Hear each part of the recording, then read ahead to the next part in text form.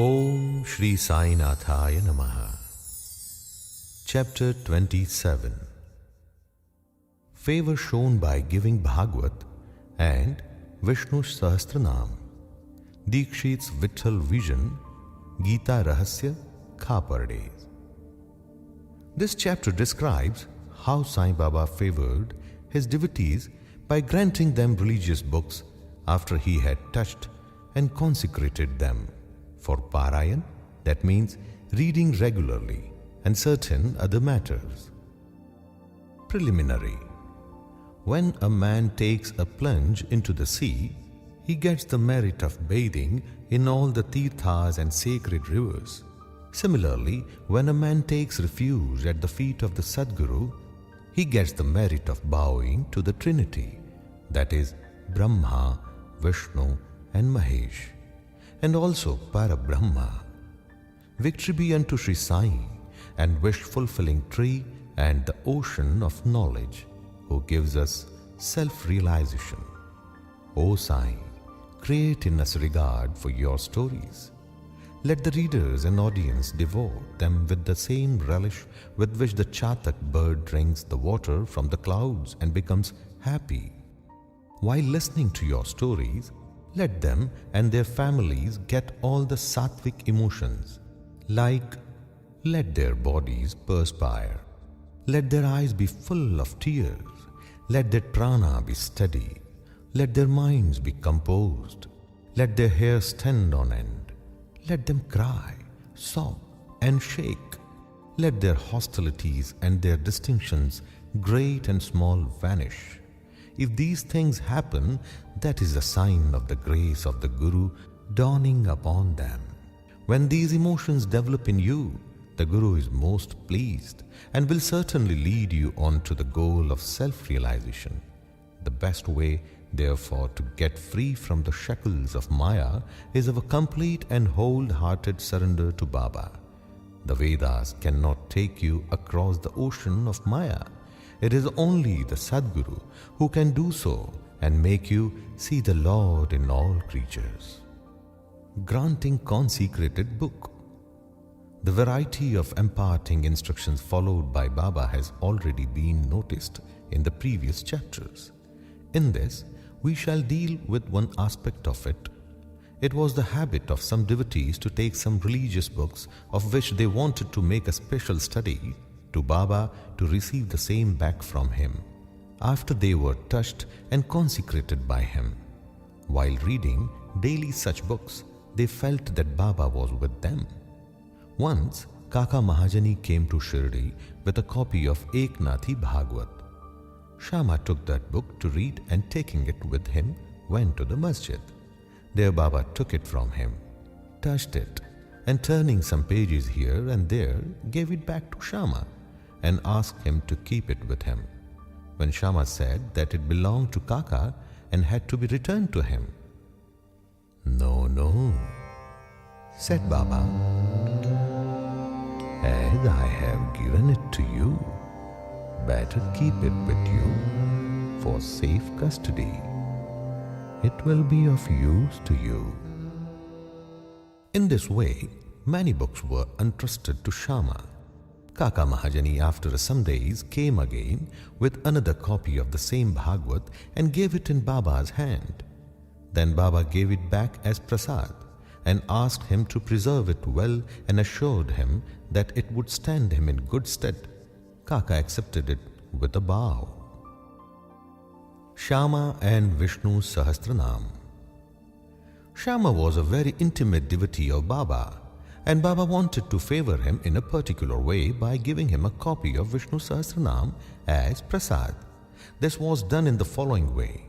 Once a Ramdasi, he was follower of Saint Ramdas, came to Shirdi and stayed for some time. The routine he followed daily was as follows. He got up early in the morning, washed his face, bathed, and then, after wearing saffron-colored clothes and besmearing himself with sacred ashes, read Vishnu Sahasranam, a book giving 1,000 names in praise of Vishnu, and held second in importance of Bhagavad Gita and Adhyatma Ramayan, That means esoteric version of Rama's story with faith. He read these books often, and then after some days, Baba thought of favoring and initiating Shama with Vishnu Sahasranam.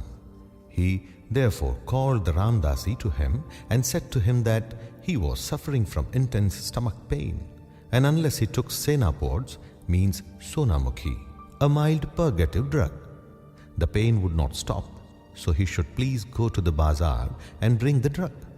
The Ramdasi closed his reading and went to the bazaar. Then Baba descended from his seat, came to the Ramdasi's place of reading, took out the copy of Vishnu Sahasranam, and coming to his seat said to Shama, "Oh Shama, this book is very valuable and efficacious, so I present it to you. You read it. Once I suffered intensely and my heart began to palpitate and my life was in danger. At that critical time, I hugged this book to my heart, and then, Shama, what a relief it gave me. I thought that Allah Himself came down and saved me. So, I give this to you. Read it slowly, little by little. Read daily one name at least, and it will do you good." Shama replied that he did not want it, and that the owner of it, the Ramdasi, who was a mad, obstinate and irritable fellow, would certainly pick up a quarrel with him. Besides being a rustic himself, he could not read distinctly the Sanskrit, means Devanagari, letters of the book. Shama thought that Baba wanted to set him by against the Ramdasi by this act of his, but he had no idea of what Baba felt for him. Baba must have thought to tie this necklace of Vishnu Sahasranam round the neck of Shama, as he was an intimate devotee, though a rustic, and thus save him from the miseries of the worldly existence. The efficacy of God's name is well known. It saves us from all sins and bad tendencies, frees us from the cycle of births and deaths. There is no easier sadhana than this. It is the best purifier of our mind. It requires no paraphernalia and no restrictions. It is so easy and so effective. This sadhana Baba wanted Shama to practice, though he did not crave for it. So Baba forced this on him. It is also reported that long ago, Eknath Maharaj similarly forced this Vishnu Sahasranam on a poor Brahmin neighbor and thus saved him. The reading and study of this Vishnu Sahasranam is a broad open way of purifying the mind, and hence Baba thrust this on his Shama. The Ramdasi returned soon with the Senapods.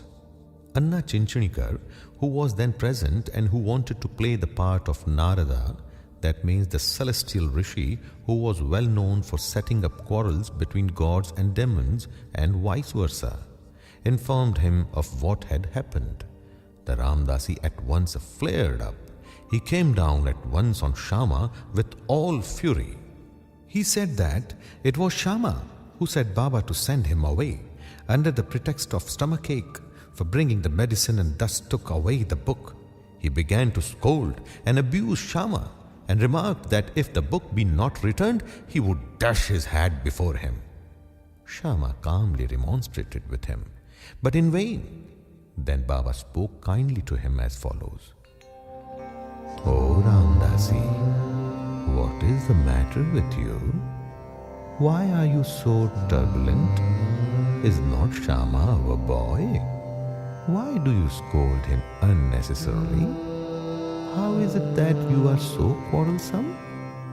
Can you not speak soft and sweet words? You read daily these sacred books, and still your mind is impure and your passions uncontrolled. What sort of a Ramdasi you are? You ought to be indifferent to all things. Is it not strange that you should possess this book so strongly? A true Ramdasi should have no mamata, that means attachment, but have samata, that means equality towards all. You are now quarreling with the boy Shama for a mere book. Go, take your seat. Books can be had in plenty for money, but not men. Think well and be considerate. What worth is your book? Shama had no concern with it. I took it up myself and gave it to him. You know it by heart. I thought Shama might read it and profit thereby. And so I gave it to him. How sweet were these words of Baba! Soft, tender, and nectar-like. Their effect was wonderful. The Ramdasi calmed down and said to Shama that he would take Pancharatni Gita in return. Shama was much pleased and said, "Why one? I shall give 10 copies in return." So, the matter was ultimately compromised. The question for consideration is, why should the Ramdasi press for Pancharatni Gita, a book for which he never cared to know, and why should he? He daily read religious books in the masjid in front of Baba. Quarrel with Shama before him? We do not know how to apportion the blame and whom to blame.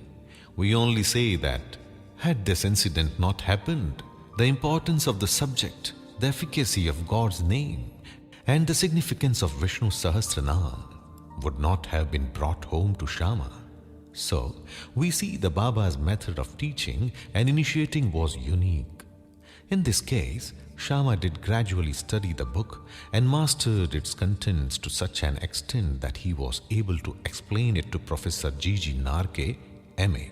of the College of Engineering, Pune, the son-in-law of Shriman Bhuti and a devotee of Baba. Vitthal Vision. One day, while Kaka Sahib Dikshit was in meditation after his morning bath in his vada at Shirdi, he saw a vision of Vitthal. When he went to see Baba afterwards, Baba asked him, "Did Vitthal Patil come? Did you not see him? He is very elusive. Hold him fast. Otherwise, he will give you the slip and run away." Then at noon a certain hawker came there with 20 or 25 pictures of Vitthal of Pandharpur for sale. Mr. Dikshit was surprised to see that the form of Vitthal he saw in his meditation exactly tallied with that in the picture, and he was also reminded of Baba's words. He therefore bought one picture most willingly and kept it in his shrine for worship. Gita Rahasya. Baba always loved those who studied Brahma Vidya, that means metaphysics, and encouraged them. To give an instance, once Bapu Sahib Jog received a post parcel. It contained a copy of Gita Rahasya by Lokmanya Tilak. Taking it under his armpit, he came to the masjid and prostrated himself before Baba. When the parcel fell at Baba's feet, Baba inquired what it was. It was opened there, and the book was placed in Baba's hand. He turned some pages here and there for a few minutes and took out a rupee from his pocket, placed it on the book and handed the same with the rupee to Jog and said to him, "Read this completely and you will be benefited." Mr. and Mrs. Kaperde. Let us close this chapter with a description of the Kaperde. Once Dada Sahib Kaperde came with his family and lived in Shirdi for some months. Dada Sahib was not an ordinary man. He was the richest and the most famous advocate of Amravati, that means Barar, and was a member of the Council of State, Delhi. He was very intelligent and a very good speaker. Still, he dared not open his mouth before Baba. Most devotees spoke and argued with Baba off and on, but only three, namely Kaperde, Nulkar, and Bhuti kept always silent. They were meek, modest, humble, and good-natured. Dada Saheb, who was able to expound Panchadashi, a well-known Sanskrit treatise on the Advaita philosophy by the famous Vidyaranya, to others, said nothing or uttered no word when he came to the masjid before Baba. Really, a man, however learned he may be even in Vedas, fades away before one who has realized Brahma and becomes one with it. Learning cannot shine before self-realization. Dada Saheb stayed for 4 months, but Mrs. Kapade stayed for 7. Both were highly pleased with their Shirdi stay.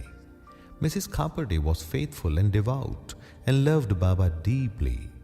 Every noon she brought Naivedya herself to the masjid, and after it was accepted by Baba, she used to return and take her meals. On seeing her steady and firm devotion, Baba wanted to exhibit it to others. One noon she brought a dish containing sanja, that means wheat pudding, puris, rice, soup, and kheer, that means sweet rice, and other sundry articles to the masjid. Baba, who usually waited for hours, got up at once, went up to his dining seat, and removing the outer covering from the dish, began to partake of the things zealously. Shama then asked him, "Why this partiality? You throw away dishes of others and do not care to look at them. But this you draw to you earnestly and do justice to it. Why is the dish of this woman is so sweet? This is a problem to us." Baba then explained, "This food is really extraordinary. In former birth, this lady was a merchant's fat cow, yielding much milk. Then she disappeared and took birth in a gardener's family, then in a Kshatriya family, and married a merchant. Then she was born in a Brahmin family. I saw her after a very long time. Let me take some sweet morsels of love from her dish." After saying this, Baba did full justice to her dish, washed his mouth and hands, gave out some belches as a mark of satisfaction, and resumed his seat. Then she made a bow and began to shampoo Baba's legs, and Baba began to talk with her and knead her arms, which were shampooing his legs.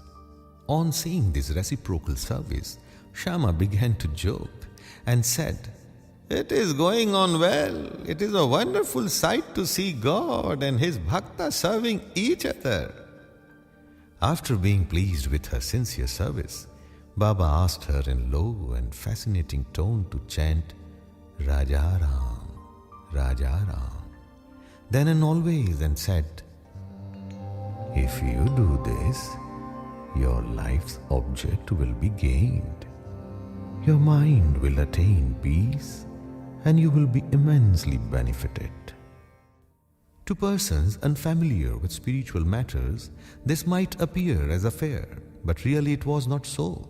It was a case of what is technically called Shaktipat, that means transference of power from the Guru to the disciple.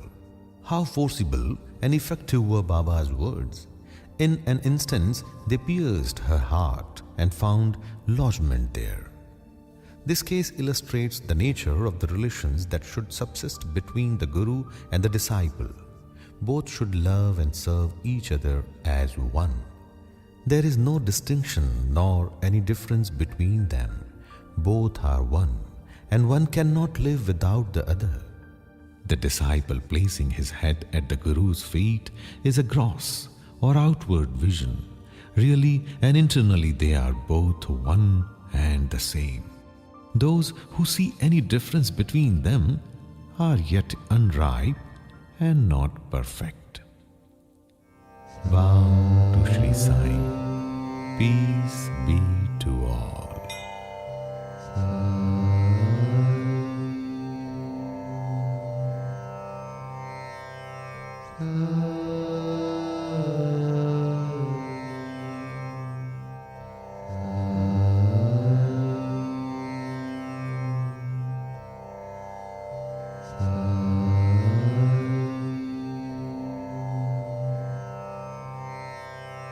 Ah.